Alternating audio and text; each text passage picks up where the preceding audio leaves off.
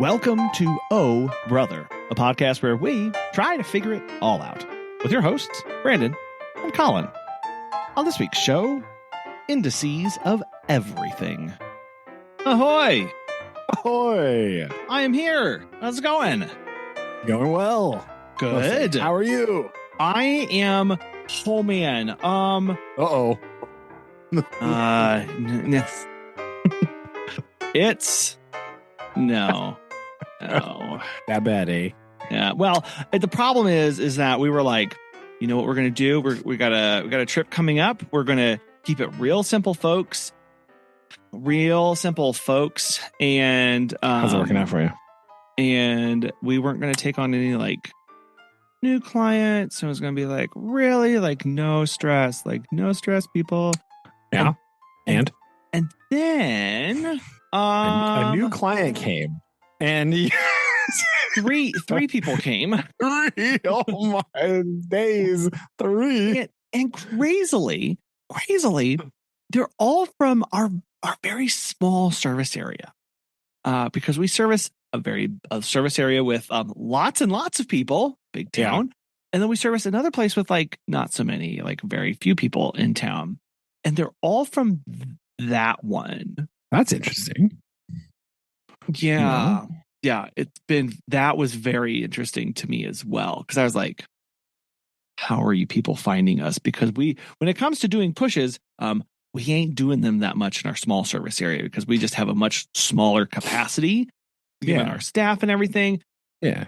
So it just is so we were like rushing to do all these meet and greets and all this stuff. And it was very interesting. Very interesting. So we're trying to get that taken care of. And then of course, of course we don't take on clients that often that need insulin shots just because like they just don't come up very often, but it is something that I can do and I will train employees on how to do. And so I was like, well, like genuinely the last client we had who needed insulin shots was back in January. So I was like, well, you know, what are the likelihood of, we have two clients over the time that we're traveling. Oh, what? Of course. I actually had to, and of course with that, all of a sudden becomes really regimented because it's 2 visits a day that need that and all this stuff. And, you know, it's, so one client actually went and is having the dog, the cat who needs insulin, that's just going to be medically boarded. So we're still going to take care of the other pets at the home who don't need insulin shots. Oh, okay. Probably good call. And the other one that we are going to be doing, it turns out that it's actually not like mission critical if they get the insulin shot. Mm-hmm. Maybe. So okay. So it's like it's like okay.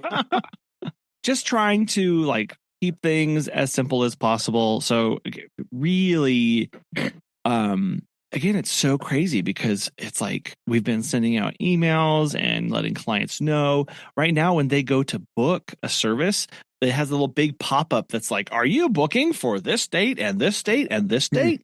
Because no, you're not. Call to double check. Right? Like that's really where we are with this. So it's just really funny to me of like, it's a reminder. It doesn't matter what you throw in front of people. Like because we say like, hey, call us. Like if you're seeing this message, you need to call us. And everyone's just like, well, not me, obviously. Yeah, not me. Yeah, other people need to call you. I would never. Those other suckers are going to call them. It's like, but no, really, like and it's frustrating because it's like, you know, the people who are reaching out, they're like, yeah, they're good clients. I really appreciate them. Some of them I've been through, like this one client, like we've been through a whole like divorce and like custody battle with the cats kind of thing with her. And so like, yeah, I appreciate that you're still around, but like, I can't take your cat. Sorry.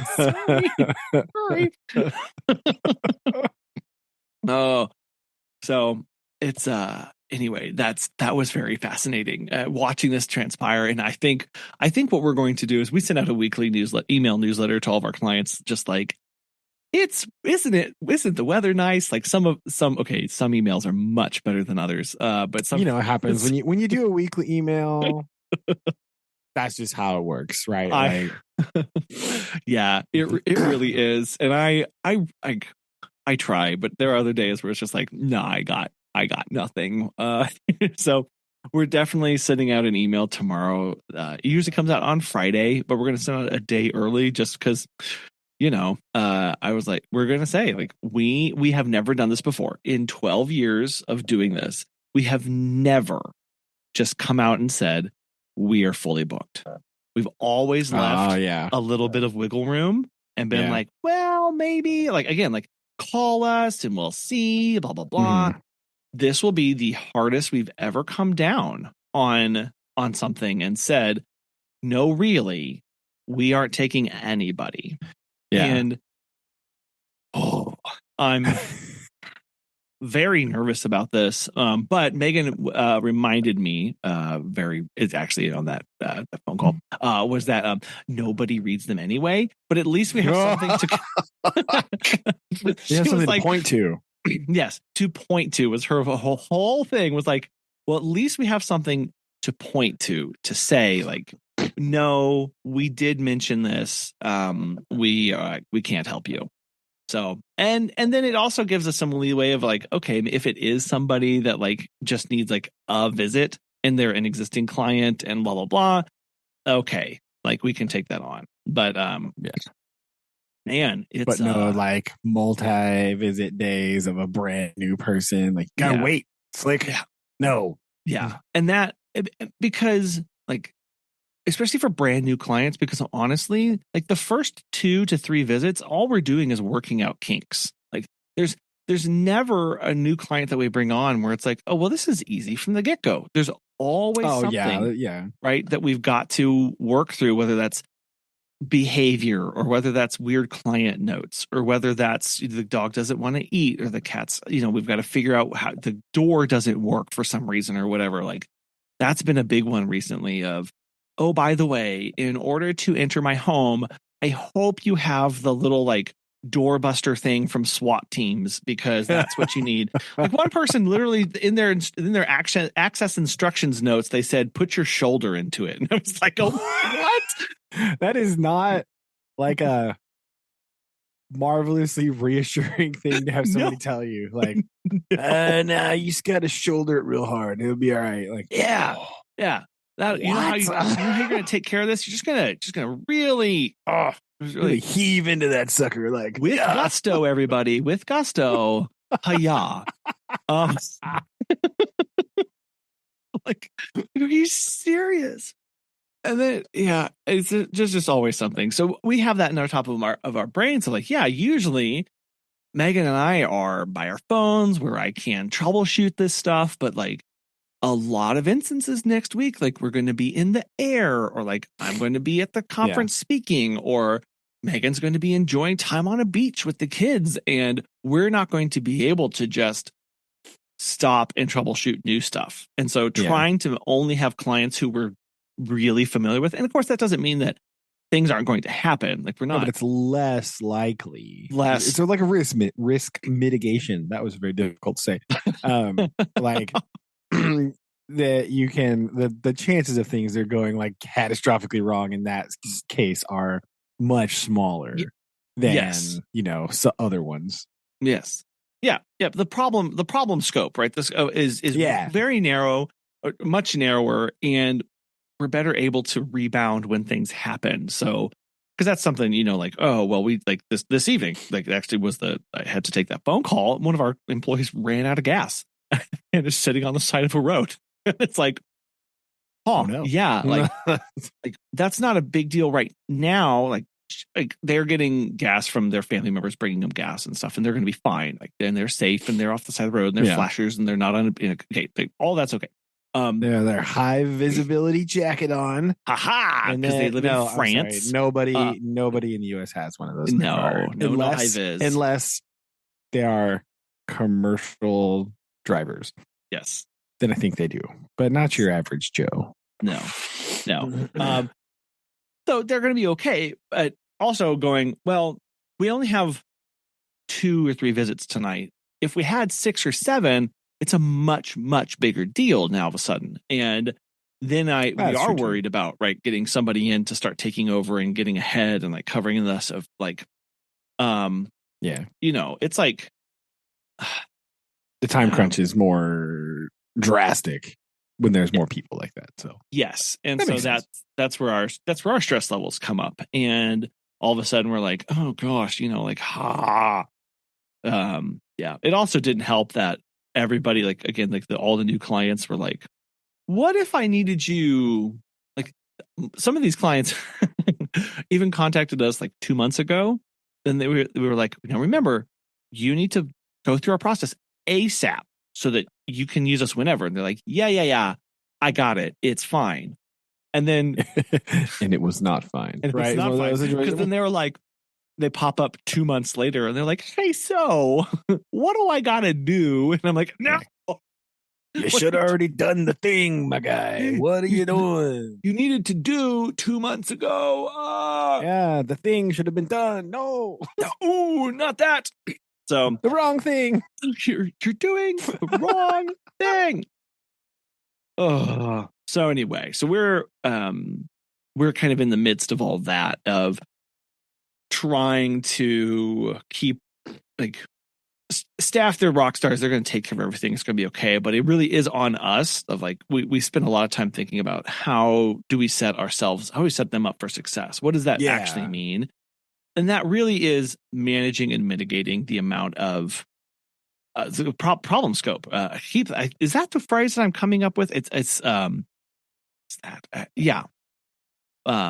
Of like, I don't really know. Problem scoping. Yeah, the process of defining the boundaries, goals, and constraints of a problem before attempting to solve it. Like keeping that as narrow as possible for them.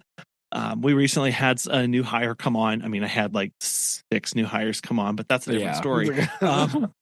So all of the hires, I said, how are you feeling about this? And they said something that I think I've gotten away from appreciating, or at least like recognizing. He said, the work is fine. It's pretty easy. And you guys, you and Megan, do a great job of making it like that.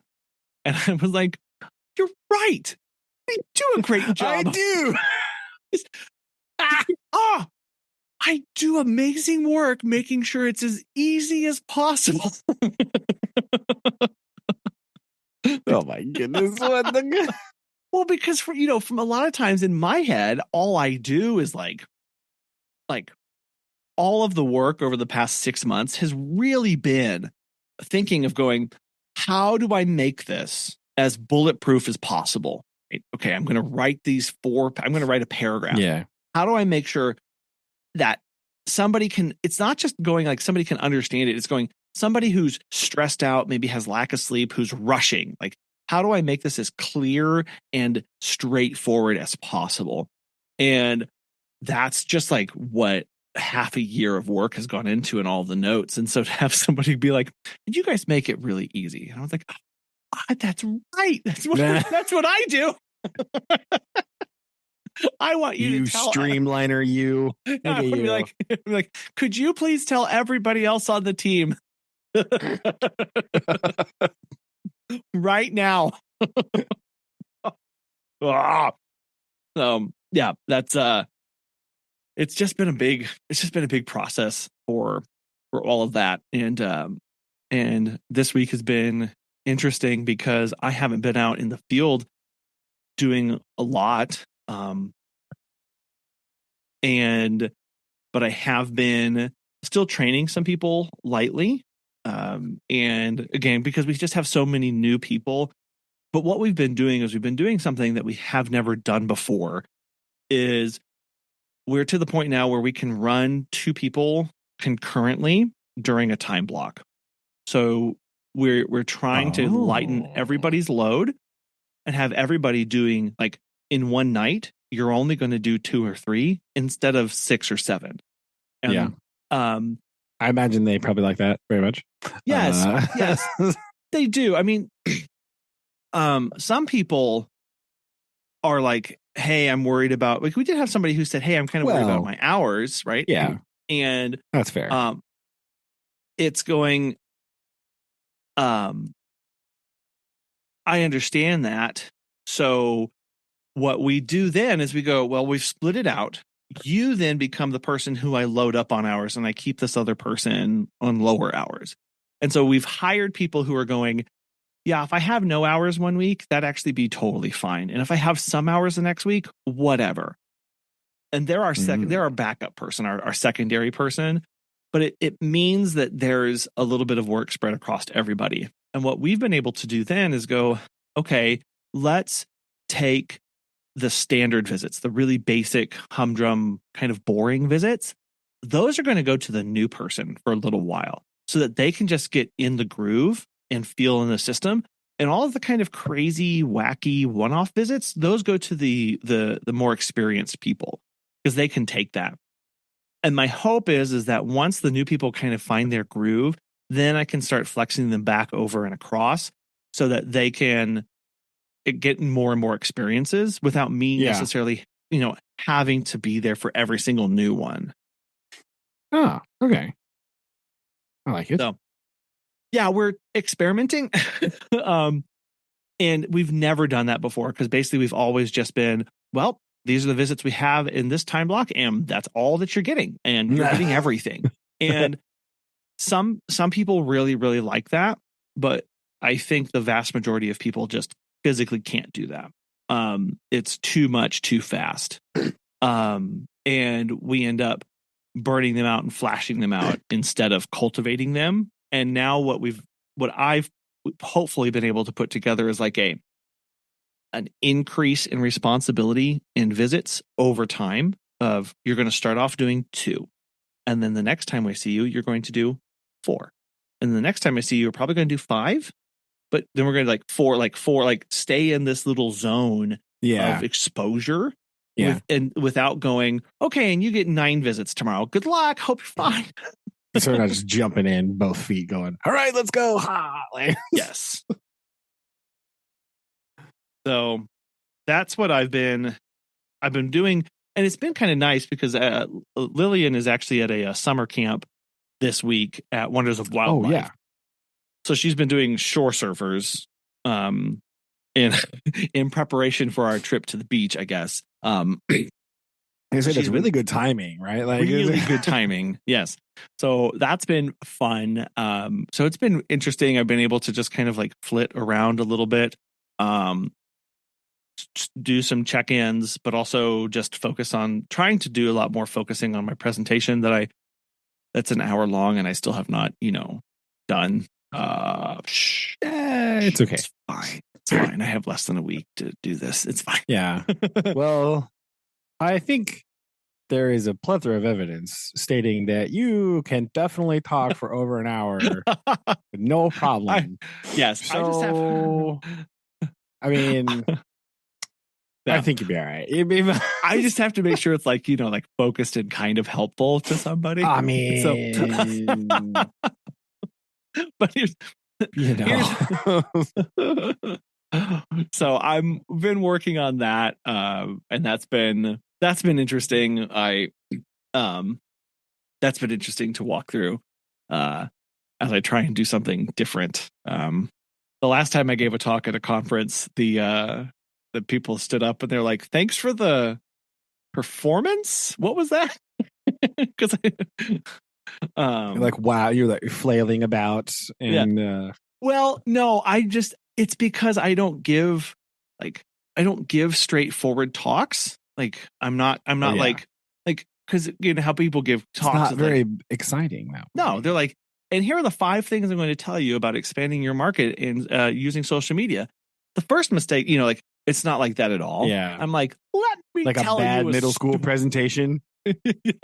Yes. Firstly, Everybody does that, right? What do? They go, like when they're "Hi, just my name is learning to use transitions, right? First, the only one they know is first, second, third, fourth, last, right? It's like, yeah, and you get a lot of, and then, and also, and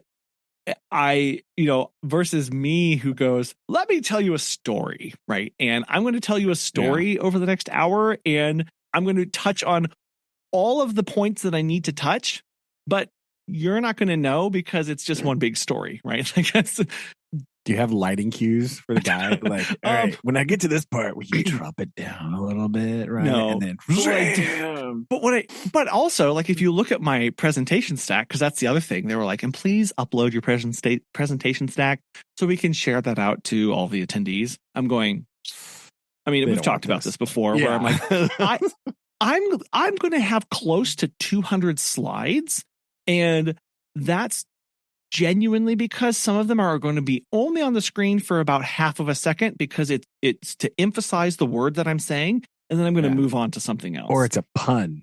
Exactly, right? Like, you understand this. Yeah. The audience doesn't need this. Yes. No, this is Do you have a second presentation with just like a bullet list? Like, here you go. You can have that. Anyway, you can. Yes. This is the non-fun one. This is the one where it's like the one that's like 3 slides. All right, you can have that. Here's my main talking points. This is the one where every time I make a transition, I throw a picture of the physical of the scooter Segway up on the screen, because that's what I'm doing right now. I'm making a Segway, and there's one behind me. Anyway, let's move on. Like, that's what I do. Listen, so I have a quiz called Igneous, Sedimentary, Metamorphic, or Rock Band. Okay, I understand all of this. See, yes.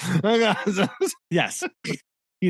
That's what I'm going for. I just like, let's talk. We're gonna just move and groove through this. So, but that takes me a long time, and mostly it doesn't help because I can't sit still for a very long time to focus on my work. So I have to dedicate huge swaths of my days to doing it and getting it done, because I can only work in like 11-minute intervals before I'm like, well, anyway, let's do something else. That's the truth, right? Like that.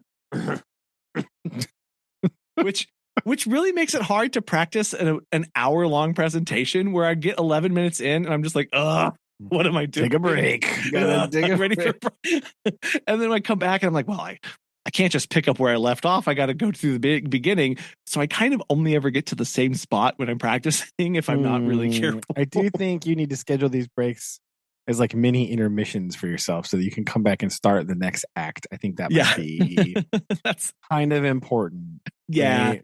Yeah, that's So it's not one presentation practice. It's a tale in 5 acts, right? Like, here we go. Exactly. Actually, it wouldn't be too bad where at least that way I can go, okay, well, that was a 13-minute run. Now let's come back and do another 13 minutes. Do the next. I can just kind of stack them. Do the next 10 to 15 minutes, right? And then do the next. Yeah. So, yeah, I feel like that's the move, right? Plus, that will help you remember and be able to like internalize it better because you're breaking it up into segments, right? Yeah. And here's this part. Okay, here's this part.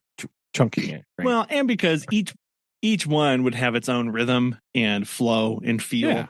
Because I do go from like get the audience, keep them fresh too. But. Yeah, it's not like I'm still dragging from minute 0. It's like, no, I reset. Like, we're moving forward on this. Like, this is a whole new scene.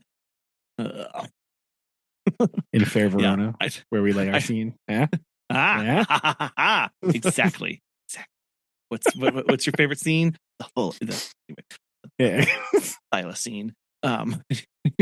Oh, nice. I gave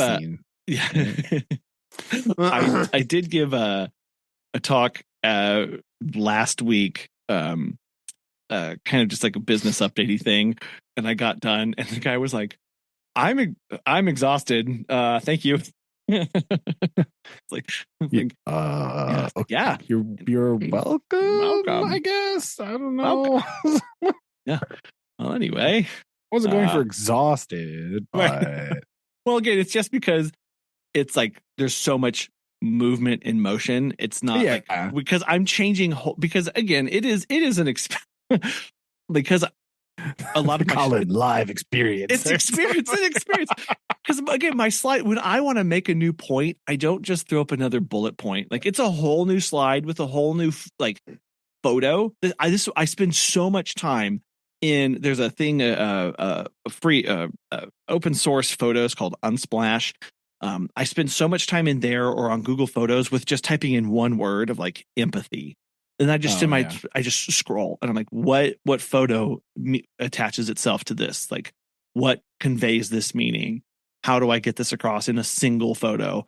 Mm-hmm. That's actually what spends most of my time. Like, I'm going to move to talk about empathy and I need a photo that showcases that. And then I'm going to talk about fear of self. What's a photo that, and there's like, I have 4 different categories that I have of like for each one of those. Anyway, that's, is it a man looking into a mirror, but he sees a spider? He's like, "Oh, I'm afraid." Oh no! Okay. Like, not. Okay. Well, that's no.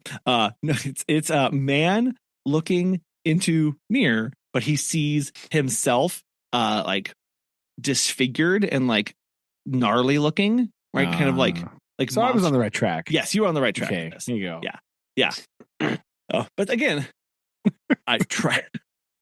Yeah, I knew there was gonna be a mirror. I knew it. Yes, right. There has to be a mirror.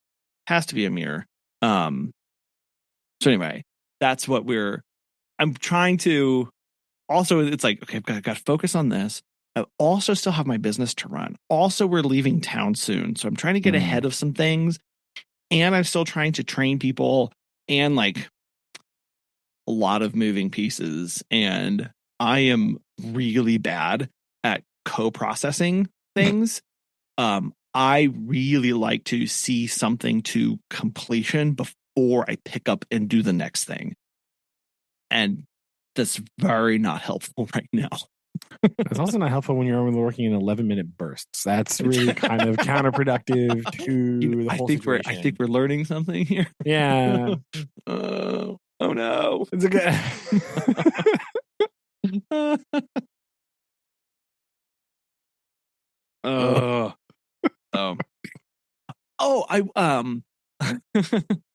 I did go to I was in a room with people in business suits today.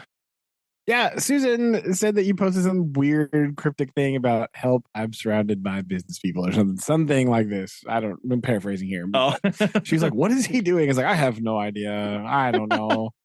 So I'm imagining it's some sort of like power lunch situation or whatever. Like, it's not too far from the truth, actually. You see, the Chamber of Commerce. Or the chamber related activity. First off, as soon as I start saying Chamber of Commerce, we've gone off the rails here, obviously. But they were hosting an economic outlook presentation for Southwest Missouri. And this is actually of mild importance and interest to me. Kind of, what are they forecasting? Are they like, what is this? What can I take in? What sectors are they going to say is doing? Because they are going to have they had a Fed guy from the St. Louis Fed come in, and we're presenting on historical data and kind of how things were shaping up.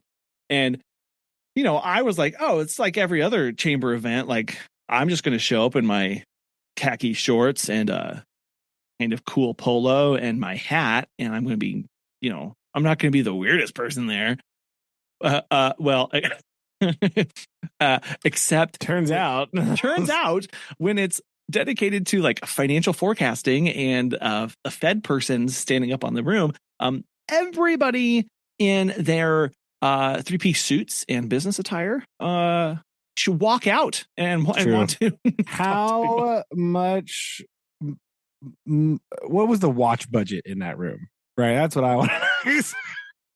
I was either going to go watch budget or shoe budget is really, really where I was headed. But yeah, No, lots of dollars dedicated to telling time. Yeah, the That Rolexes show up like, uh-oh, I'm in the wrong room right now. I need to step over here. Yeah, I mean, like people were coming in from Jeff City and from Little Rock and from like it was a big deal as they talked about this. And yeah, And they talked about inflation being under 3%, and they're probably going to cut rates soon. I could have told you that. I just watched the internet today. Yeah, Man, I mean, come on, like this is what I get.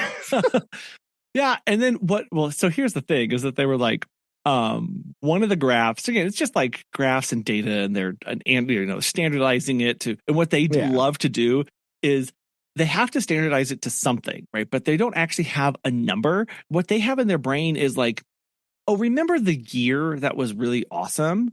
That's the year that we want to standardize to. So all of their data is standardized to like 2019. And so, but with people in 3-piece suits, they're going to be like, you remember 1987? Right? Man, like those were the heady. So again, you have to be aware of like, what did you standardize to? What are you considering? Because what them telling you is like, what do they consider what normal, right? And that tells you a lot about that person's perspective on what they think the economy should, could, or would be doing. So that was just very interesting to see pop up time and time again. But the other thing was they had a graph of like of the tapering of the interest rate and the rate at which they were going to taper and how long that was going to take. And what was fascinating, and he didn't talk about this at all, but I'm looking at this taper, and he had it graphed for 2020, 2021, 2022, like all the way through of like where the rates were and then what they planned to do. And it was like, don't you like starting in 2022, they've just been kicking the can down the road each time. You can see it just keeps getting They haven't been doing anything. They've just been pushing out going, well, we're going to do it later. So all that's happening is rates are staying high and they keep saying they're going to do it tomorrow. And that's what I'm looking at this graph and I'm like, why is he saying they're going to do it this time? Because history of the past 2 years shows no. Because that's true, but inflation is below 3% for the first time in quite a while. So yes, I think it's like 2.9 to 2.8 something. Yeah. So well, and this gets to like the broader discussion that I've been having with Megan about like being data driven versus being data point driven. Yeah. Right. Like so many people in financial markets and that in business, they want to be data point driven because what they want you to be able to do is slide a piece of paper across your desk towards them and has a number written on it, right? And to tell you whether this is good or bad. And this is why so many indices have been created. You can make an indice out of anything. It's just a combination and conglomeration. My favorite indice, my favorite economic indice, the Big Mac one, right? The big yes, is my favorite one. How much is a Big Mac in your country? It tells all you need to know about the wealth rates and everything. It's very fascinating. Yep. But then what people tend to do is they'll take the Big Mac indice and they'll go, well, yeah, but there's still too many numbers here because I still have like, so they'll try and take the Big Mac and they'll combine it with like another indice. So then what we have indices of indices with indices. And that's where things really go off the rails because then you have lost complete touch and meaning to what's actually going on. Which is one good thing that when you listen to people, and this guy was talking about this of like, not only do they run a bunch of numbers and do the economic forecasting and crunching things, he also spends a lot of time on the phone talking with businesses and talking with cities and talking with municipalities and talking with other banks and stuff going, now this is just basically he's going, I just ran a calculation. Is this what you're seeing? And so they can be like, no. They go, oh, okay, cool. I'll just recalculating. So, that's what is also really important is genuinely ground truthing a lot of this stuff. Yeah, and that's the part that's really weird and complex and economically sneaky, right? Is a lot of the things that are happening right now, right? That whenever you're trying to grow things, right, which of course the financial sector of the economy only thinks about growing, right? This is all they're interested in, right? Like your big capitalist-y people, they're like the people in the boardrooms, the people that came from a boardroom to this thing. They're only thinking about growth, right? Yeah. And you can only, after a certain point, right? You're kind of like your growth is not like exponential forever. You sort of like taper, right? And then that freaks out shareholders, and then they like do weird things, and then that like drops everything. But it's just like a completely normal situation. Oh, sure. Right? You can't expect to have exponential quick growth forever, right? And so I think a lot of the things that we've been seeing the last few years have been taking advantage of economic situations in the thing, but they're saying like, oh, what they've been saying is, oh, we didn't grow, our profit margin didn't grow as much as we think it should because it was growing before, but now you're running into the ceiling, right? There's a ceiling on all of this. And so they've been going, what if we just raise our prices though? Oh, look at our growth we're still experiencing. So it's like artificially inflating the numbers that these companies have been growing by just because they've been pushing the profit margin by upping prices to placate shareholders. And you're like, this is the most unsustainable thing of all time. What are you doing? Yeah. Well, and that's actually that was discussed on this call because look at me. I could have been. I could have presented. He was. So he was saying, really. Like, I don't have a 3-piece suit. I know. I don't want one, but no. He was saying. And again, this is. It was also nice to like listen to somebody who ostensibly this is their job and they get paid to do this kind of thing, and for me to be like not feeling so crazy of like, oh yeah, that's why January was terrible. Okay, cool. That fits with my, data points. What he was saying was that income levels have risen. So too has inflation. But income levels have stopped rising at the rates that they were. And again, they're still increasing, but like you said, not at the rates that they were. So it looks like it's slowing, but again, still increasing.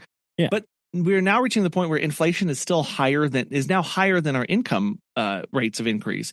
So the gulf between my income versus my expenditures has increased. So let's say you got let's say you were making $50,000 a year, but inflation means that your expenses are now $55,000 a year, and now you have a higher percentage of your income is going towards expenses.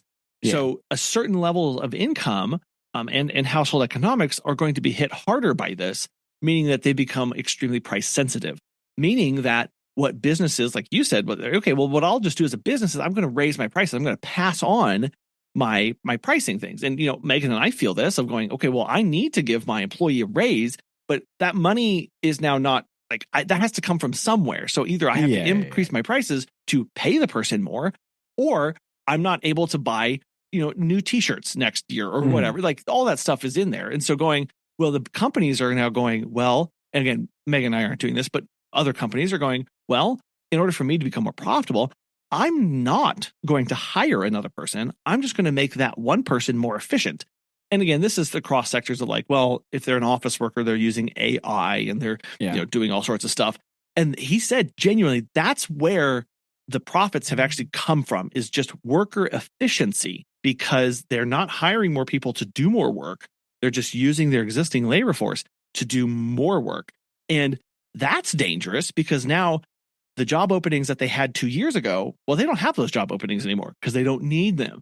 And now the labor market gets contracted even more because there's no jobs for the people who would have applied to them 2 years ago. Like that just doesn't exist. And so it's this weird, like, man, macroeconomics, I tell you what. This is exactly what happened in the 80s. I just wanted to know this. This is like exactly, except there was no AI, but it was just like the tale as old as time of like, we had Jim and Tom, and we decided to let Jim go, and now Tom is going to do Jim and Tom's job. Right. Yeah. That's kind of how, like, and then you get all these people that are like way overworked and all everything. And it like, so this is exactly kind of the same thing that happened in the 80s with the weird financial disaster, like at the end of the 80s, right? This is like the thing that happened.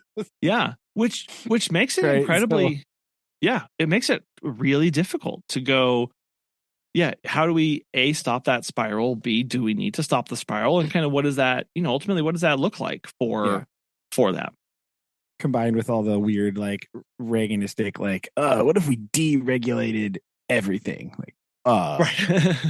wait a minute. Maybe that's not a good idea. Maybe that's not a so good, boss. Maybe they were regulated for a reason, Ronnie. Come on. Maybe what are you doing? Turns out. Right, I'm sorry. Try not to get political here, but Reaganomics But is also, trash. Anyway, so trickle down economics is not real. Anyway, that's oh wow. So he pointed out a few things like that, and then other things that were just interesting to me of like when interest rates go up, builders stop building single family homes, and they start building multifamily homes. But here's the problem. Multifamily homes take 18 months to 2 years to actually come online and start filling with tenants. Mm. So who knows what the market's going to be like 2 years from now? So what we're experiencing right now is that this huge boom of things that happened 2 years ago when interest rates really started to spike and everybody switched to multifamily, they're just now coming online into a world of falling interest rates. And it's actually kind of a big bomb on the markets of rent, which what they have found is that year over year, new rentals are cheaper than they were. So that's a good sign. And so, but now the interest rates are falling. They're dropping multifamily like hotcakes and going back to single family. And that's one of the reasons why there's never enough balance of building, because there's like, they're chasing the market as a businesses want to do, but there's no like, okay, but what's the plan? If you're a in 10 builder, years, you're right? like creating market. So it's weird that you're going to be like, nah, we're just going to follow all the market trends and chase what's like. You are the market. Yeah. Like, you are the thing. Like, what are you doing? No, you're absolutely right of going, well, but what if you didn't do that? And people do get frustrated with the fact of going, well, but wait, are you saying that you're going to tell the person what they can or cannot build? And I'm going, well, let's be very realistic here. Building permits do have to be approved, right? Yeah. The city does have to stamp something. So like if the city is looking at economic data going, I don't need any more of these. Like we don't need any more whatever's going. Maybe you just tell them no. Like, I don't know. I don't want to be crazy here. Like, look, I don't want to be crazy here. But maybe the city or county could go, given our data that we're seeing, I don't need any more multifamily homes, or I don't need any more single family homes. This is what we actually need in 15 years is a good surplus of XYZ. And I think that's where things get off the rails. Yeah. It's very odd. So, but anyway. Also, the problem of big, giant corporations just sweeping up housing in their umbrella and just like buying everything they get their hands on. That doesn't help anything at all. So no, and that was the other and the other thing that he was mentioning was that as all of these factors are going into play, they see way more inter-industry competition because they're all fighting for smaller and smaller bits of dollars. And so what ends up happening is the small to medium-sized businesses, those die out. And the larger businesses don't really grow through brand new client acquisition. They grow through acquisition. They go through mergers and acquisition of the small ones that go out of business. Yes. And so, Where have I heard this before? John D. Rockefeller. Or man, what? I wonder if this is how a person builds a steel empire. And then he's Andrew Carnegie. no, couldn't possibly happen. Nobody Oh could do that. yeah, never. It's never happened before. No, Who could have that's a good- foreseen a thing like this occurring? Nobody. That's the trouble part about this is that you just have Yep. Nobody could have seen it coming. nary an idea. Where is Teddy when you need him? Where? So again, and that's where again it gets frustrating because you're like, oh, so the bigger ones, like yeah, they have more pricing power, they have more control over this stuff, so they can, and then they're not growing through making any new markets, any new creative aspect of this. They're just waiting for the other ones to die, and then they go, cool, yeah, nailed it. And then you get stuck. Then you get a 2008 situation where you've got like Ford up here going, oh, hey, government. Yeah. Hey, guess what? You're never going to believe this. We have grown so large through acquisitions and mergers that we are going to be bankrupt now. So if you would like to help us with our bad decision making, that'd be really great. Yeah, please. We would appreciate like, it. XOXO. Yeah, absolutely. Where all of a sudden you're going, oh no, like that's that's not okay. Like that's and so yeah, it also just reminds me of going, oh right, like it's not about being, it's not fair, right? Like there's no, oh, they won out because of their ingenuity. Like that's actually not what happened. Like couldn't be furthest from they just went out because they had more dollars. They had more dollars. GM. Come on. Yes. They could just outlast. And that's going, well, that until they don't, because they didn't learn anything. They didn't go, oh, we need to compete in the market. They're just like, nah, we're fine. We don't need to do anything. We're just growing because we just bought all these things. And all of a sudden one day they go, yeah. Oh no. Yeah. Whereas yeah. And then you end up with these, just like Ford going, well, we have everything. We've bought out everything, but we actually didn't, like, again, I'm going to sound like a purist here, and this is my fault, and I understand this, of going like they didn't win it on merit, and so they don't know what to do with it, right? There's no ingenuity in here. There's no actually any new value add to, and I'm so sorry, people, that I had to say that phrase, but like there's no value add to that anymore, and you can't run a business with no value add. No. You can't just say, well, I own everybody, so now I win. It's like, well, like, sure, you win, and the fact is then you have no more competitors, but like you're not a good business. So you're not, and that's the point. Like you're not run like a good business, right? You don't know. Yeah, it's just a different mindset of like growing and acquiring versus like functioning properly. Sure. Right? Like, yeah.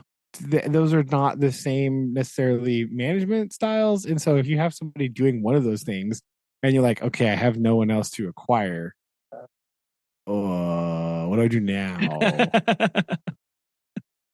Dang it. Yeah. It makes it all of a sudden where you go, oh, maybe that. Yeah. And then it makes it does make it difficult. Sure. And yeah. So anyway, it was very fascinating to read about, to be reading what he was presenting and how things were shaping up. He is very bullish, obviously, not obviously, but he is bullish on the area through these are the two driving sectors. And I should have known this, but like I didn't put two and two together because that's what I am. Two biggest industries in the Southwest Missouri, but the Springfield area specifically. Any guesses? Manufacturing. I don't know. blanket manufacturing. I think I saw somebody make mattresses here. Was the mattresses in the Ozarks? Yeah. Interestingly, education and healthcare. Interesting. Healthcare makes sense. Makes sense. But like, say educate. Well, I mean, if we're talking about like university education, yes, because there's like 90. Yes. Well, and it's a large public school system, right? It's huge. Yeah, that's true. In Springfield specifically. Yes, in Springfield. Additionally, this also blew my mind when they talk about the Springfield area and the Springfield Greater, because it's called the Springfield Greater Chamber of Commerce and the Springfield Business Development Corporation. Like, yeah, they include it's 10 counties. I was gonna say, it's got to be very vast area, right? It's like 10 counties, though. 10. Now, I know not what those 10 are. I was gonna say, which 10? 10. But the total and this one did shock me. Okay, total population across those 10 counties, 580,000 people. Oh yeah, okay. That makes total sense. Total sense when I thought about it. But prior to then, if you would have asked me how many were in population, I'd have been like, I don't know, like 2.5. Yeah, I knew it was some because there's 220 some thousand people just in Springfield. Yeah. So if you're adding the greater metropolitan area, that's a lot. Yeah. So all of a sudden you're going, okay, it's close as makes no difference. 500,000 people. Like, okay. But again, all spread out. So that was one of the risks that they were talking about of this place is growing. It's had a 10% annual growth rate. It's the fastest growing metropolitan area in Missouri. Yes, I knew that. Okay. How do you take that and still preserve the quality of life that people come to expect from this area? Well, and that's actually something that they take into account of like, okay, because I've been seeing more and more signs. Again, locals are very fed up with the growth. I saw a sign. It was a real sign that said, I don't want your houses. I want to see cows again.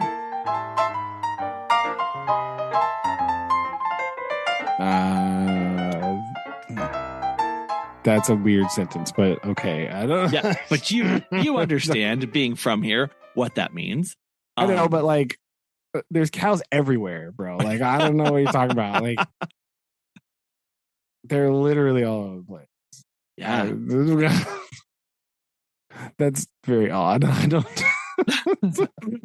Whatever. I don't know. It's yeah.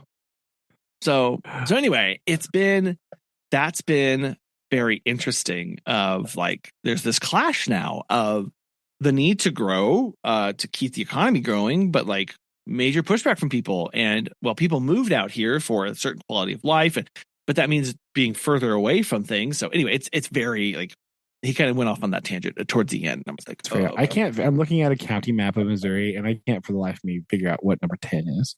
I don't. Right. 1, 2, 3. I got 9 for sure. Right. Yeah, I don't know which direction. Green, Christian, Webster, Dallas, Polk, Cedar, Dade, Lawrence. Sure. Stone, probably. I don't know what direction. I don't know what direction they went. I've been staring at a map for a little while. It's just been like, but no, really, like, yeah. Where? Yeah, I don't know what the 10th one would be. That doesn't make any sense. Surely it's not Taney County. I don't think Taney. Nothing happens in Taney County. Nobody would want Taney, but that's true. But I mean, maybe that's how they get what you. What county is Branson in? Is that Stone or is that Taney? I thought. Oh, you know what? I think that is Taney.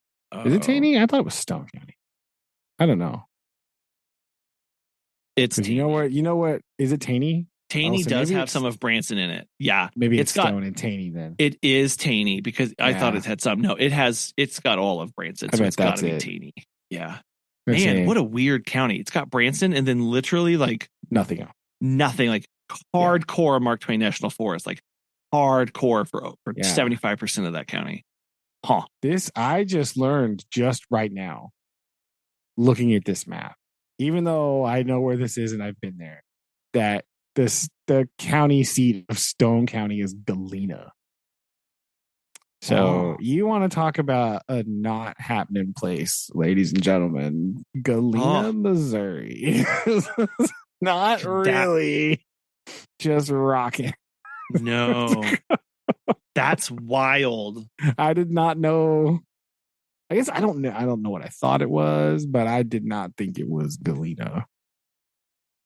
All these other ones make a lot of sense, but not that one. So anyway, I learned something new today, ladies and gentlemen. That there you go. Galena is a thing. There you go. I knew that it was a thing. It's a very important mineral in the mining history of Missouri. Indeed. But more on that later. We got we must move forward. We does indeed. Ugh. So. I haven't been doing too much. We went back to school this week. Yeah. For meetings day. Right. It was very weird.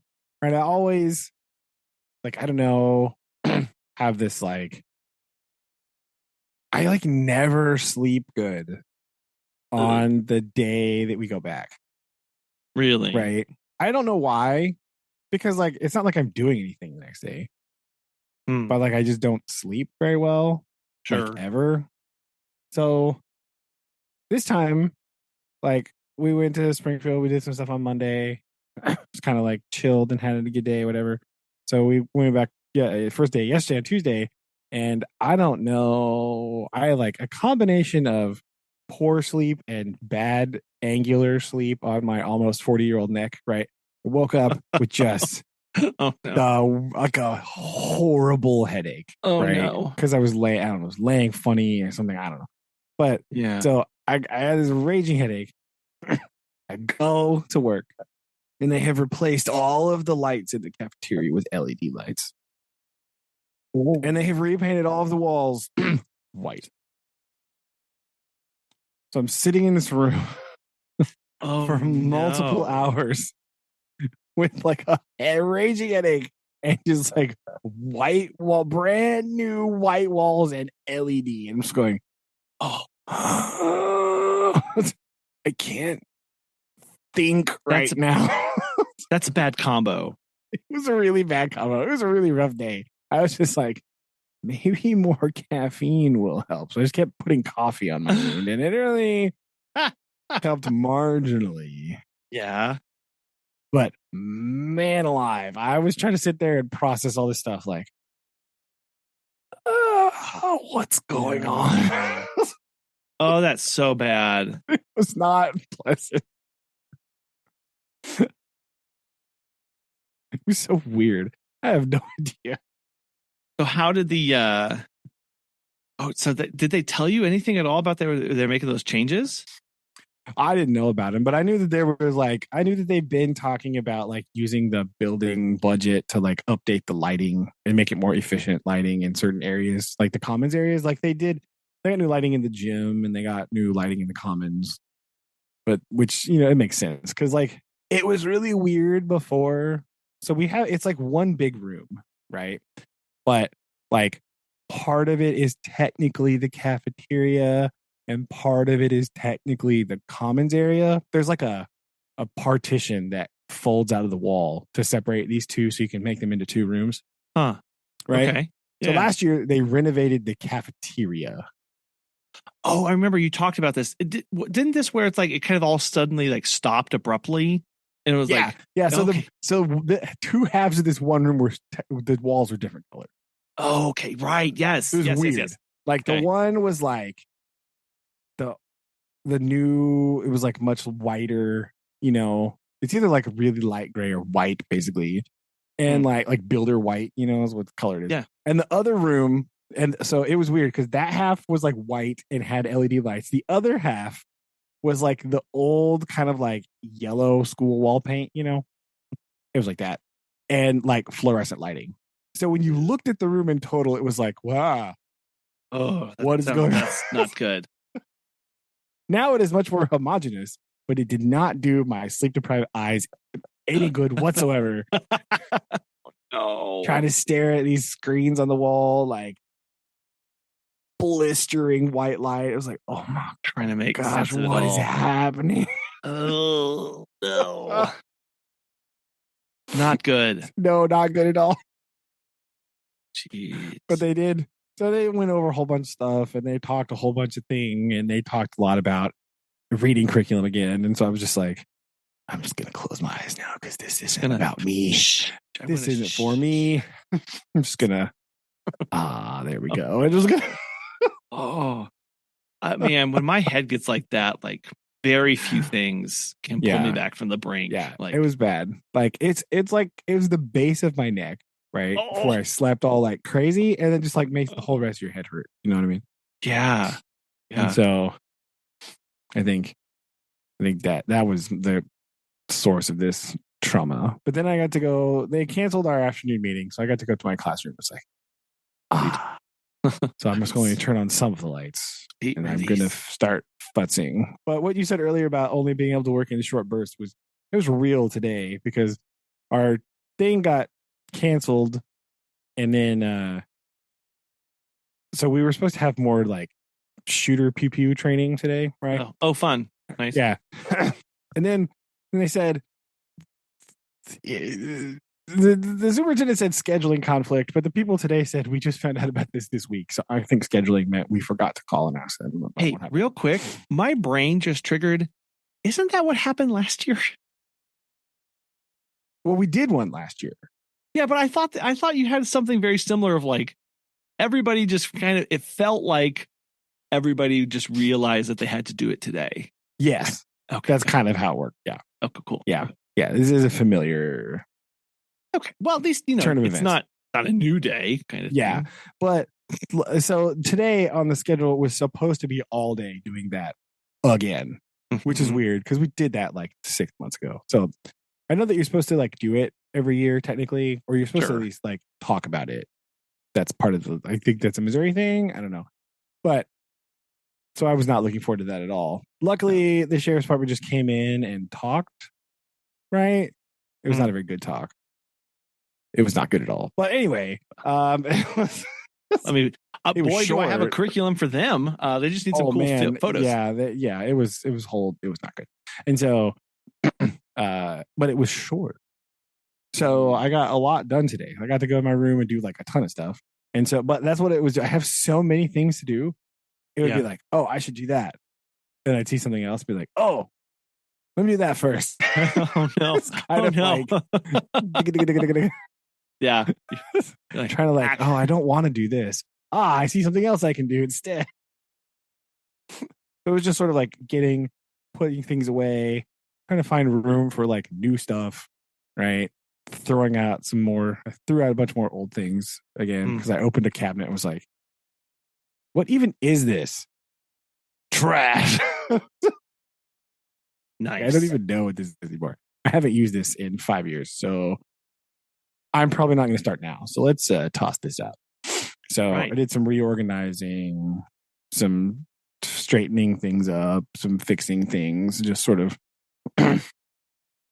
general faffing about today. But the other fun development today was I don't think there is a printer in the entire building that's working. Oh, so oh no. So open house is tomorrow. That's cool. I don't know what I don't need stuff for the first day of school necessarily, but the second day I do.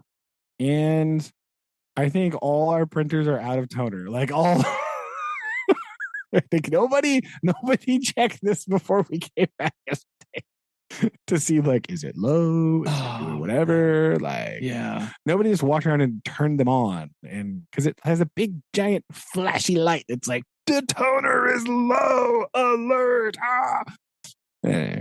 So yeah, that's cool. I need some stuff, and I can't get it. Wow. Wow. that was the real fun.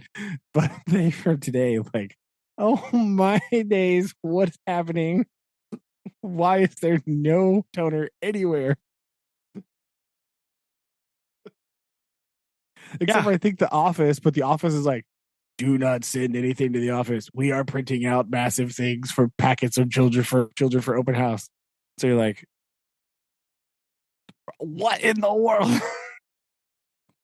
There's at least 4 other printers in this building, and I don't think any of them are working right. Yeah, considering how that's like, I don't know, a major component of Anne's school. Not good. Not good, boss. Yeah, we need to get copy guy here. Like now. That would be good. Make a delivery. Yeah. Yeah. So that's been my week so far.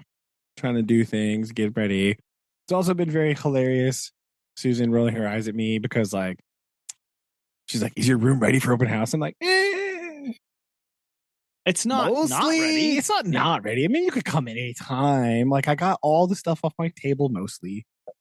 There's a few random things here and there. Like it's pretty presentable. It's like as far as how sometimes my classroom can look, it's fine. Yeah. It's okay. Don't worry about it. I did dust a shelf today. Susan almost fainted when I told her that. That was good. Exciting. I have officially gotten rid of all my books that nobody read because I told you about this, right? They were all donated to me at one point. Because like when I became a teacher, like everybody in the building was like, you know what you need? Books. And they just brought them to me, but they're not like, nobody donates good books to you. Oh, right. Right. So like I had a whole bunch of like, what in the world? So at the end of last year, I gave a bunch of them to one of the new 5th grade teachers, right? For this year. And so I was like, you can have these if you want them. If you don't want them and you throw them away, you're not gonna hurt my feelings. But I don't want them at all. So I gave her most of the good ones, and I still have some that are like just like they're real old and like ripped and like nobody's gonna read them anyway, right? So we're getting rid of those. And so I have a whole new empty shelf. What are you gonna fill it with? Well, I'm gonna use I found I have a bunch of totes now, like bin things that I discovered. So I'm putting some of my STEM challenge material in them. Like I have a bin of like string and yarn. I have a bin of like PVC pipe pieces. I have a whole bin of dowel rods and a whole bin of like popsicle sticks. So I'm sorting my things out into bins like that. Important stuff. Yeah. The stuff that we use a lot. I have a big crate of like plastic, like Walmart bags, plastic bags that we use for stuff. And so I have a couple more empty ones. So I'm going to see what else, I'm going to brainstorm what else I can get to fill it. But that's going to be my project working shelf. So like the materials will be there and then I can just get them out and put them out so they can use them. And then when they are like, I'm going to use it for when we're doing our projects.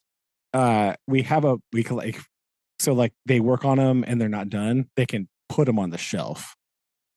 Instead of like kind elsewhere. Of last time I had them on all over my table, like stacking them up on the floor underneath my whiteboard. I was like, yeah, this is not really the best idea. Like, sure. It's not really that bad, but when you have like 30 groups, things aren't going well all of a sudden. Bit more organization. Yeah, I need a bit more space. So now we can still use some of the back table, but now I have a project shelf for some of our building projects that we have embarked upon last year that we're going to try to keep doing. So that's going to be what that space is for. Okay. So I've gotten rid of almost everything over there, except for a handful of books that are kind of like subject appropriate. And I'm keeping my 2 big giant dictionaries because I use them to hold stuff. So like necessary. Yeah, they're mostly they're more building blocks than like dictionaries at this point. So I'm keeping those because we need them I use them a lot for like holding things up off the table. Okay. So Those are for science. It's fine. Those are repurposed. So that's what I was doing today. Is trying to get my room back in order and straightened out and stuff today. So that was the plan. And tomorrow, I think I'm going to have most of the day to do that and kind of get it ready before open house. And I have to like talk to parents. Less sad. That's what we're going to stuff and things. And stuff. So yeah, that's pretty much all I've been up to this week. Trying to overcome my raging headache and no. This weird thing where I just don't sleep the night before I go back to work. I have no idea why I do this. I don't know. I just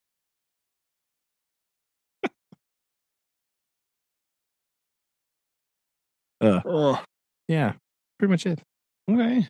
Well, hopefully you can recover from that. Yeah, I slept fine last night, but just the first night always is like that's a plus.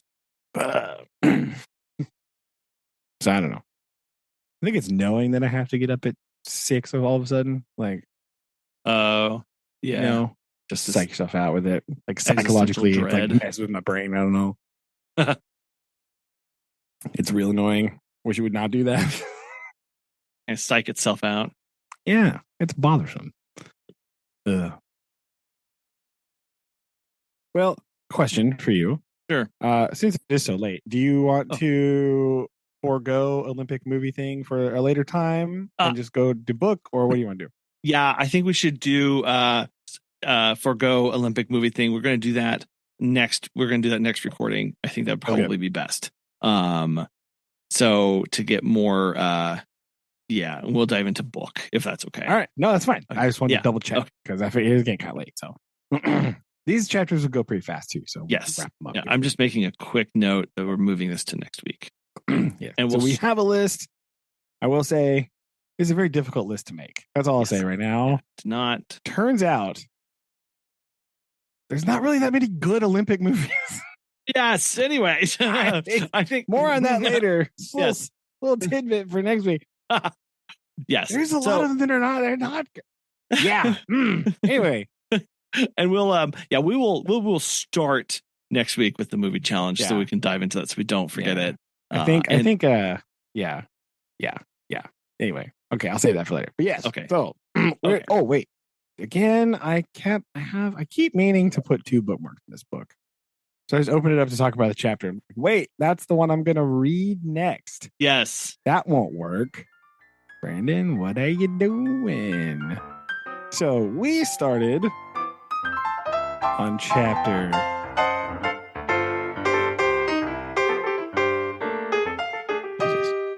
18. Yes. Mine actually conveniently does not have chapter things, so this I just overdo it. It should be Drilling the King. Yes. Okay. You don't have chapter numbers? No, it doesn't have. It's an ebook, so it doesn't have chapters on top. Okay. If I click over to the table of contents, I can see. But yes. Anyway, the Drilling the King. Right. Turns out King Arthur real bad at pretending to be a peasant.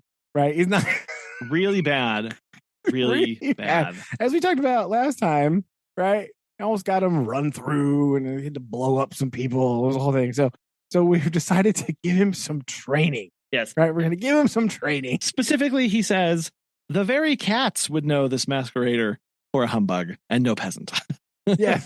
He's so regal and he's born so regally that he cannot even comprehend, and he just doesn't know, right? We're going back to this theme of like he doesn't know any better. No, right? He's been told his whole life this is what to do, so he has no concept anything else at all. And we've seen Twain address this in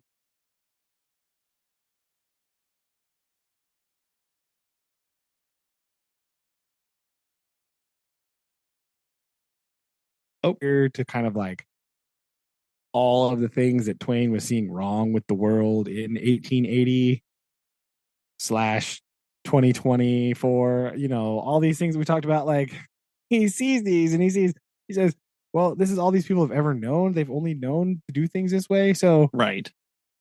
they don't know any better, but also they should know better. Like he's very conflicted about some of this stuff.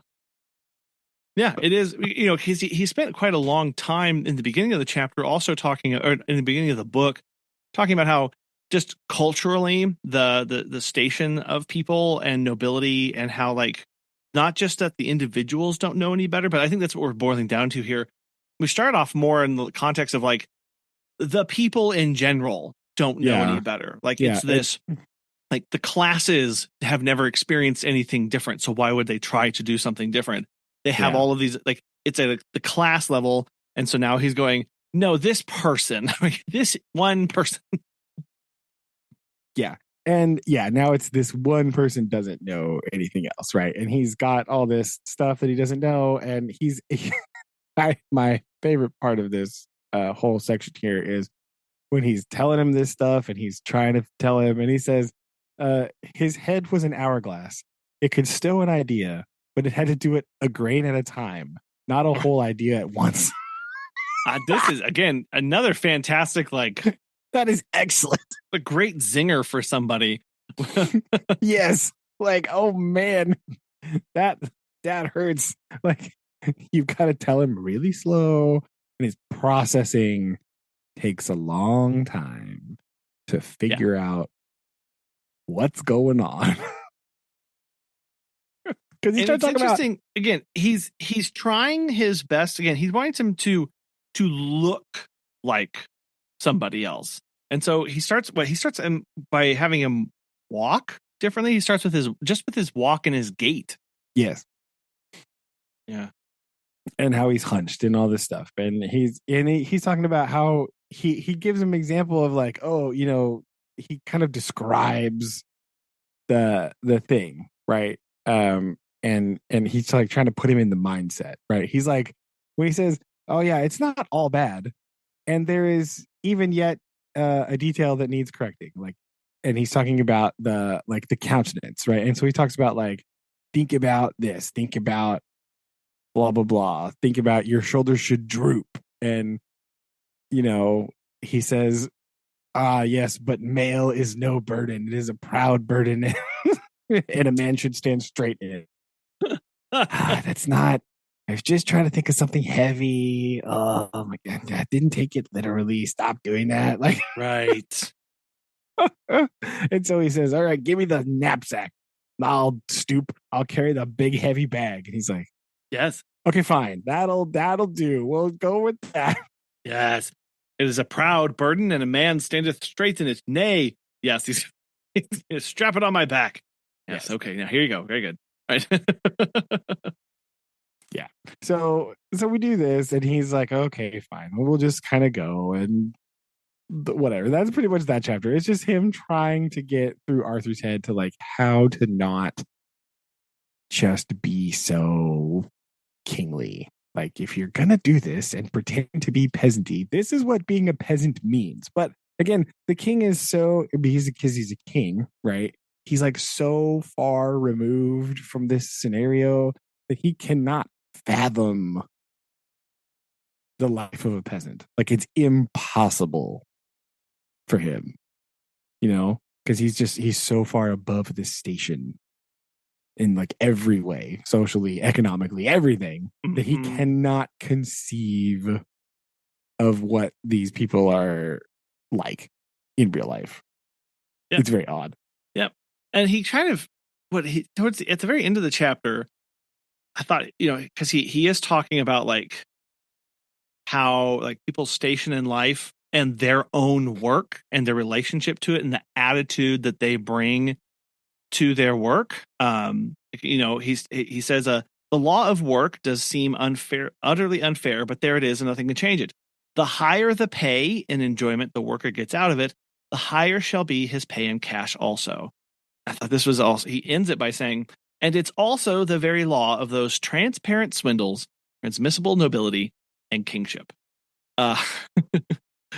Pointing out again, like, yeah, the more people enjoy, the more they're going to expect to get back out of this. Yeah. And so, yeah, it's very interesting. Which is interesting because that's what Hank's character is, he's a very working class person. He's a like hardcore worker, tinkerer, engineering type. And so it's Right. just a very interesting thing there. And he even says later, the intellectual work is misnamed as a pleasure, a dissipation, and it is own highest reward. So like he's sort of telling a difference between like the arts, right? And what he considers arts, as even when he says architecture, engineer, um, like that is a greater, more fulfilling work than those other things that are only for money. Right. Yeah. But then, oh boy, we take another sad turn again. This book just like wants to just like hit you with some funny anecdotes and then just like slaps you down hardcore. Because this chapter, ladies and gentlemen, after 19, the smallpox hut. Oh no. Only happy memories and fond tidings of the smallpox hut, right? Like that. Oh yeah. That's where the joy is. Yes. Wait. Yes. Oh no.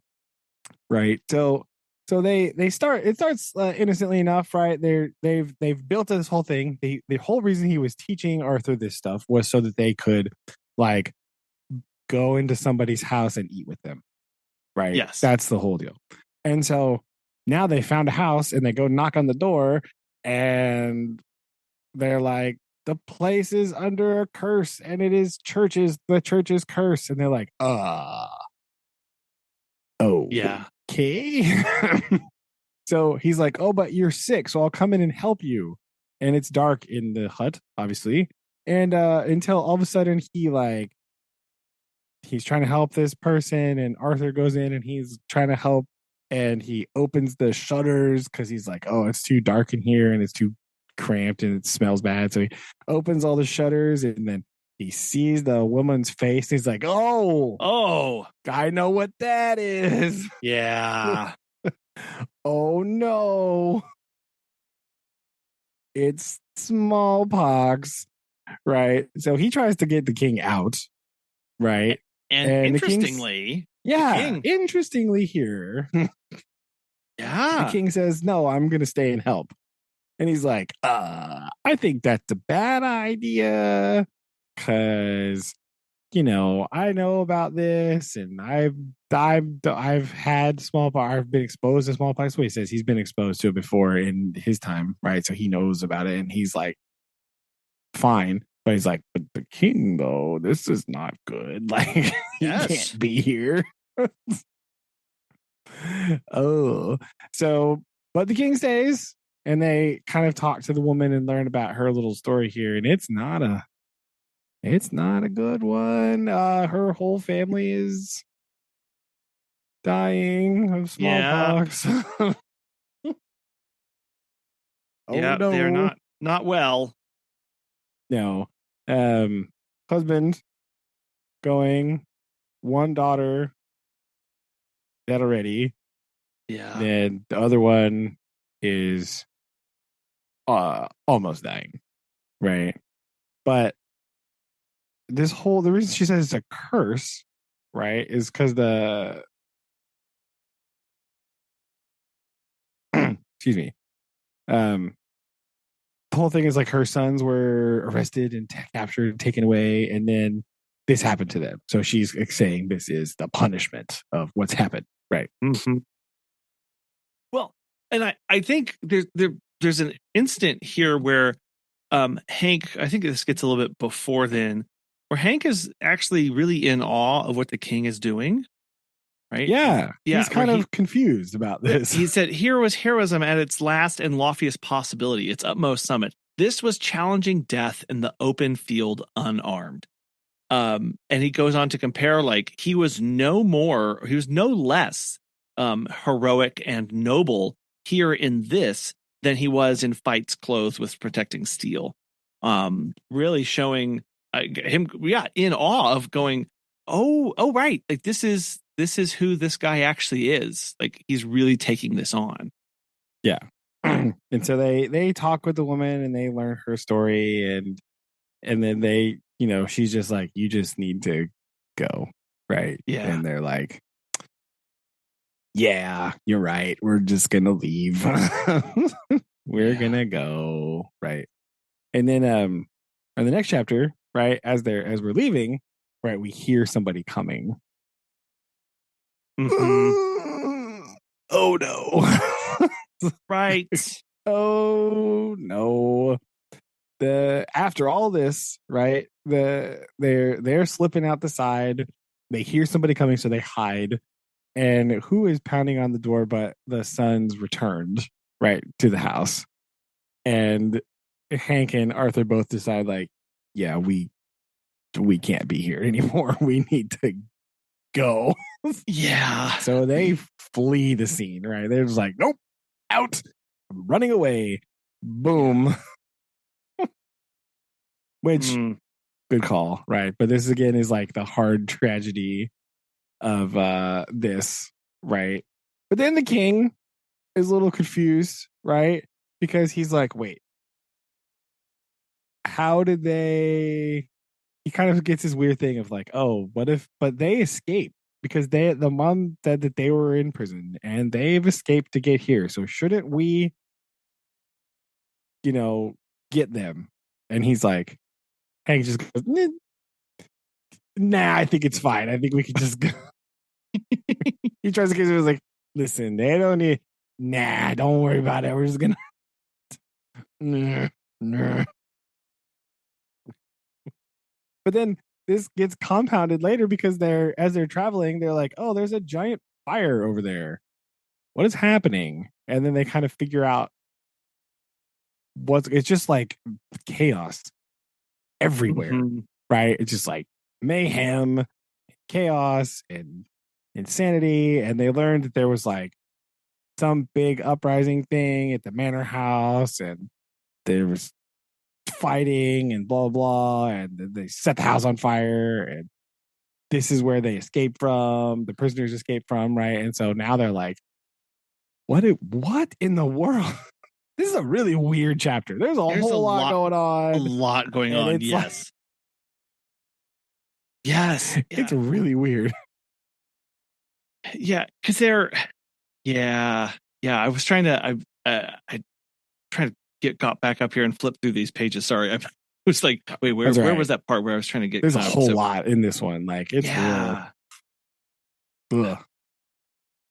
There's a whole lot going on, and he starts talking about he asks a person like kind of what's going on. He starts making comparisons between this person and like poor he says this charcoal burner was just the twin of the southern poor white of the far future. And he starts making these comparisons between these people and how they're like in poverty versus like the people from his time that are in poverty and it's the same situation, like because they're living, it's like I think he's like equating to like sharecropping almost, right? Like being subjugated by richer people. And so it's just a very like, what is going on? Yeah, because he's very intense. Yeah. The king broke in and he was saying, yes, sell us the house, take yourselves away, for we be perilous company. It's very interesting. He's still trying to do decent things in this moment, the king, of like still trying to help people for it amidst what's going on, but I don't even fully think the king realizes exactly what is happening, like the extent that these people are experiencing. And those people were very shocked by that anybody would even do that. Like they're like, nah, whatever, sit down. Yeah. It's very weird. It's a very strange chapter. Yeah.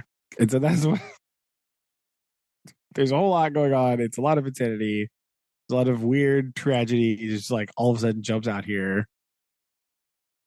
Yeah, because there's there's like the who did this. They're trying to figure out was it the neighbor who had been treated with harshness? And then like gone out to find the general results. Yeah. They're trying to figure out how many prisoners there were. There is just so much chaos in this one. I know we've said that a lot, but there is so much going on. Yeah, it's pretty nuts. And we kind of end with he's just like, man, there you go. These people are resilient, even right? Because they're talking about the master's curse and all this stuff, right? But there's still this like stuff in here, and yeah, it's very nuts, right? It's very weird end of a chapter, and so we'll see where we go from here. But yeah, that one was a weird one. Like that was another. It wasn't like too off topic weird. It was just like, oh my gosh, there's a lot happening. Like all of a sudden, what in the world? It seems it does, and what I am anticipating here, it does seem like a whole mad rush out of for no particular reason as of yet known of like why the fire, why is this going on? Like it was a lot of chaos thrown into this in the middle of this march across, and I can't help but wonder if like again, like yeah, what was that a what was the literal or proverbial spark that kicked that off in relation to the rest of the story? And what is this signifying as a change, or is it just another like and we're moving on, like this is another like telephone in a cave kind of thing? Like wait a minute, what happened? Yeah, it feels more than a telephone in the cave type of thing, right? It feels like we're moving to something because we're seeing a lot of stuff. There's a lot of rumination and seeing how Arthur responds directly to the situation, right? So you're getting this is like really the first time you're getting to see a glimpse of like who he is as a person, Mhm. right? On both sides, where like you can kind of tell that like Arthur is just like the same all the time, and like it frustrates Hank in the first part of the situation where he's trying to teach him to be more peasantry, but now when he's like doing just like his normal kingly stuff in this background, he's like, whoa, what? Like it didn't change. Like the situation around Arthur does not really change how Arthur behaves and responds, right? Kind Yeah, of is the and same all the time. that's truth to show that we have now like we and I mean it's a very good comparison of Arthur has now been placed in really three different circumstances. He's trying to be a peasant. He's then in the helping of the woman and her daughter, and now in this chaos of this fire and what's going on. He's like, nope, here I am doing my thing. This is what I do. While we're also trying to watch Hank like in the same thing of going, how is Hank responding and reacting? And like, I don't know, it's just kind of interesting to think of Hank has been plucked out and is being placed in all these weird things. How does he responding? How consistent or not is he? And then seeing King Arthur going, yeah, the same thing happened to King Arthur, and look how he's responding. Yeah. And so much so that like Hank's opinion has sort of changed a little bit because he started talking about like, you know, he's when he's looking at this stuff and he's like seeing things and his like vision for the world is kind of like in jeopardy for a minute, right? But then he starts talking about like the spirit of people, right? At the very last paragraph here, right? Um talking about like he uses the word manhood a whole lot, but he's talking about like the resiliency and the spirit of this stuff, right? Um and how there's a little granule inside people that like you can't be trampled away, right?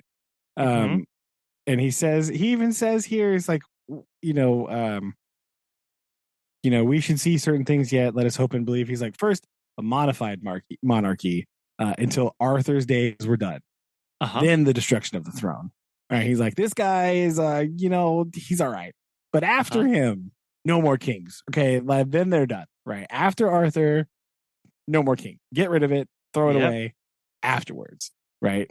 He starts talking about all the stuff that could like make these revolutionary changes and like make these things come out of this. And he says, but not till Arthur's dead because he's all right, I guess. Yeah. Like, he's fine. Yeah.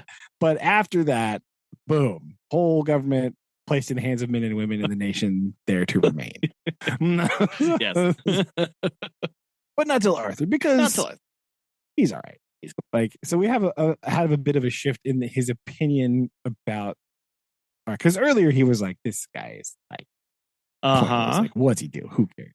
But now he seems to have made a bit of a policy shift on King Arthur's being. Just be like, he's all right. Like, he's okay. He's fine, but that doesn't mean the system's fine. But he's all right. Like, He's good. Things are good as long as he's here. But after he's gone, we got to change some stuff up, right? Shake it up a little bit. Yeah, agreed.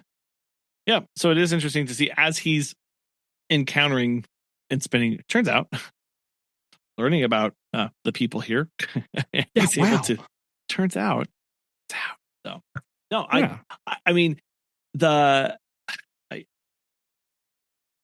Twain really does have a way of making. I mean this whole thing is like an exercise in mastery of writing and just storytelling with these little vignettes that we get thrown into of how we can be in these very small intimate moments in the smallpox hut, right, of what's going on there, and just how actually gut wrenching those moments are, and like how brutal he lays that open, to the action sequences, to the humor that we get a lot from Hank and how he processes things. Like it just turns out he's again pretty good. This guy, I think. It turns out he's a good writer. Yeah, who could have seen that coming? I don't know. Wait. It's almost like, man, somebody in Missouri should make a literature prize named after him. That'd be good.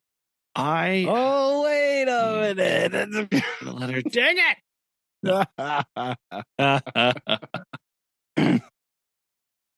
His little vignettes kind of sound like a speech in 5 acts, maybe. That's kind of what I'm getting here, Collin. I think you're getting some inspiration for your. I think I am. We'll just have to see what happens here. I like it.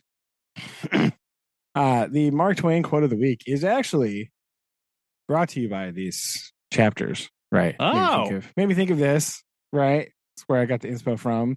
When he's talking about just kind of how Arthur is the same all the time and he can't help himself, right? Yeah. The quote of the week is, if you tell the truth, you don't have to remember anything. Ooh. Oh, there you go. There you go. It's true. If you tell the truth, you don't have to remember anything.